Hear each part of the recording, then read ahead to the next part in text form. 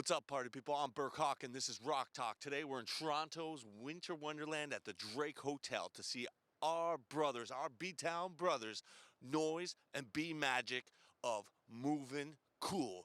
So let's get to that. This show isn't just about rock. It's spelled R-A-W-K, meaning things are just raw. Yeah! Movin Cool, people. Ladies and gentlemen, Movin Cool. What's up, party people? I'm Berk Hawk, and this is Rock Talk. Today I'm joined by Noyz, B-Magic, and together you guys are also known as Movin Cool. And what is Movin Cool?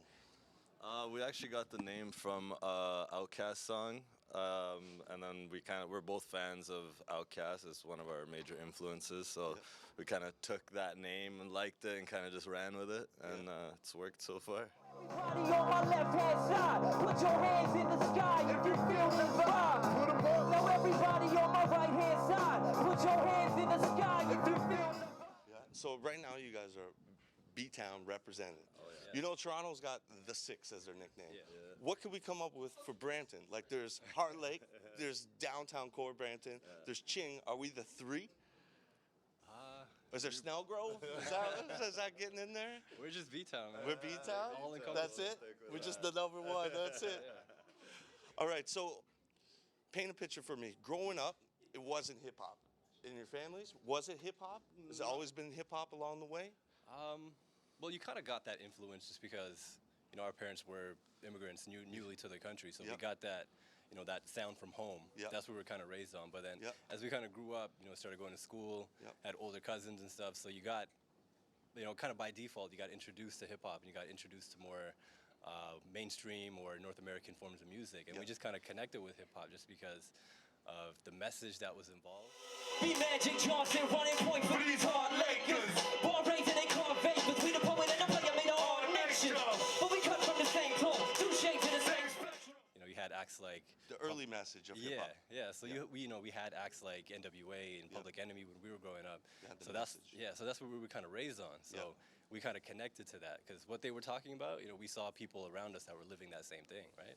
So I've shout out to the Bramptonists to bringing attention to you guys. Really, for us, they kind of said you're the conscious hip hop.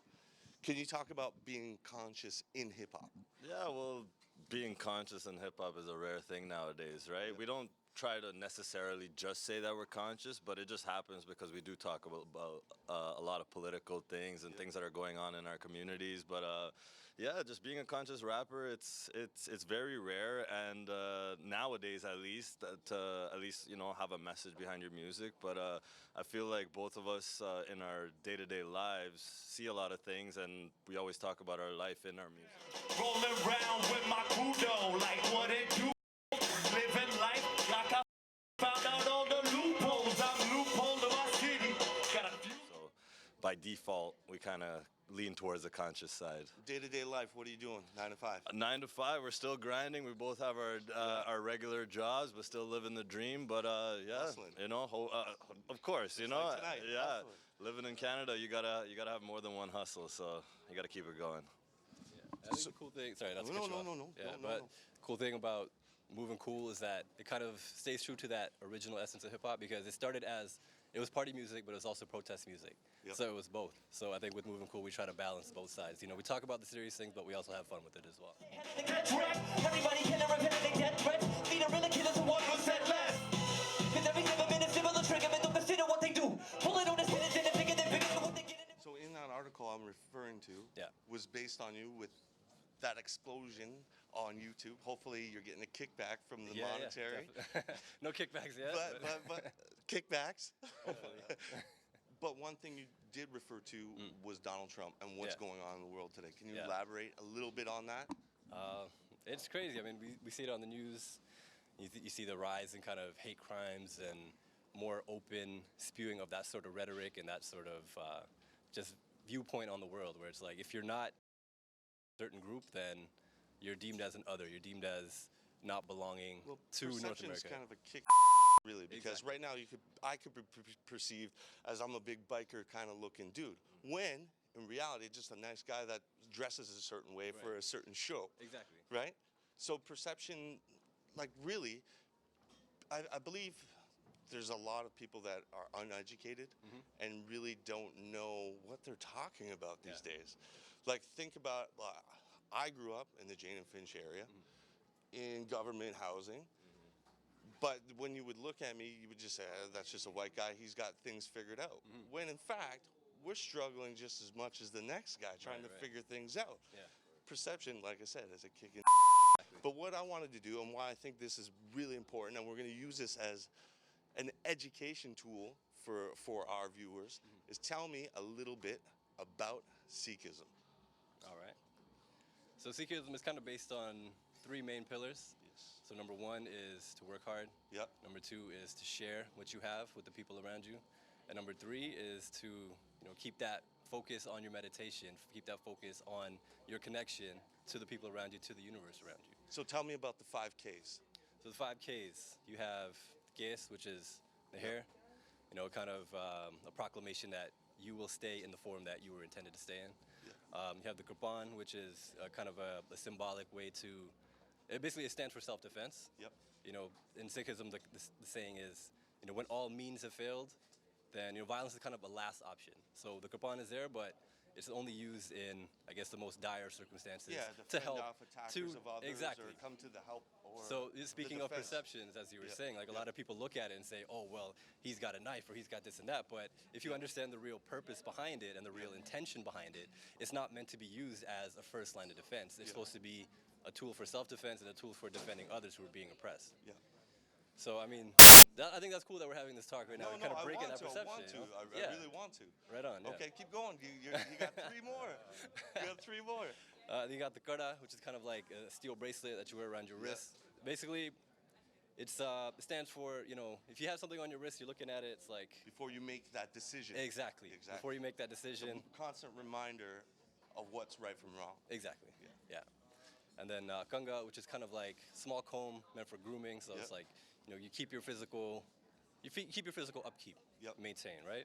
And then last is kashera, which kind of ties into the kanga. It's towards that physical upkeep, towards that, maintaining the cleanliness of self. And that was useful in war times as exactly, well. Exactly, yeah. Okay, and last, what most people might not know is the turban. I've heard it is a form of protecting those values. I don't know if that's right or wrong. You let me know. Is it kind of a symbol of that? It is. So it kind of has a really cool origin. So, back centuries ago in India and in that kind of South Asian region, the turban was only worn by, the kings or the people that were really high up in status in society. So what, the founders of Sikhism, what they did was they said, well, what makes you so great? We're all people. We're all living on this planet together. Why are you kind of separating yourself from the people and putting yourself above them? So the founders of Sikhism, they were, they said, hey, we're going to wear this ourselves, right? So it was kind of an act of rebellion, saying, you call yourselves kings, but we're kings too. We're all kings, right? Why are you creating this division between people? So it was, from its initiation, it was kind of a form of revolution against the class system and against this structure of separating people. Wow, that's news to me. No, thank you for sharing that. No, that's awesome. So right now, let's get back to the music a little. You just dropped a new album. Yeah, it's called Heart Lake, which is the area that me and Noyz grew up in, representing. It doesn't necessarily just talk about Heart Lake. It's just kind of the vibes that we were going through growing up. Back to having fun in our music, and just it was a project that I had worked on for 2 years, and I just kind of wanted to get that out there before we started focusing on Noyz's new project that's coming out called Lo-Fi Glory, and then we also have projects with our Movin Cool duo as well. So we're on the move, and Heart Lake was just pretty much the first step to get the ball rolling. No, it's awesome. One of the biggest things I noticed that nobody does, you instantly put on your Facebook a MediaFire link. Like, steal this album. Of course. No, you know what the funny thing is? It's like just seeing, like, because we kind of got our rise on the internet, right? And that's kind of how we've built this following and cult following and such. So it's like, for me, it's like, end of the day, I do music for the love of it for now, right? And end of the day is, well, it's always going to be for the love of it. But I'm just saying, you know, I'm not seeking the rewards. I'm not seeking the rewards of it yet, right? So the main thing now is for me to just give people music and to truly get what we're about. And for me to put out music for free is just a way to bring you in and just get on this journey with us, right? Yeah, well, I think you guys are about to sound check anytime. I appreciate your guys' time. If people want to find you guys and learn more information, where they're going to find you? You can find me at Noyz Hip Hop, pretty much all channels, all mediums, all platforms, Noyz Hip Hop, also noyzhiphop.com. For me, it's The Brown Magician or Brown Magician by itself on all platforms, and yeah, you'll find us on the internet. Well, thanks, gentlemen. I really appreciate your time. Thank you, man. I can't wait to see you guys tonight. Peace out, party people.